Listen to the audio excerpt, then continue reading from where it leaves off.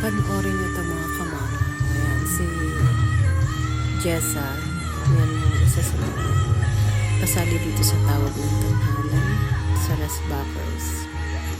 Pero hindi inaasahan talaga na meron ganitong pangyayari na nabiyak ng isang senior. Napakinggan mo mabuti.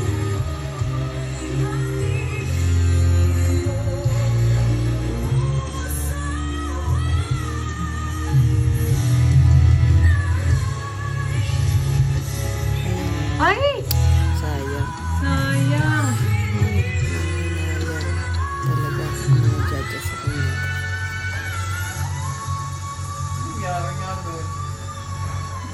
Ano siguro ng something. Nangyari. Hangin. Ako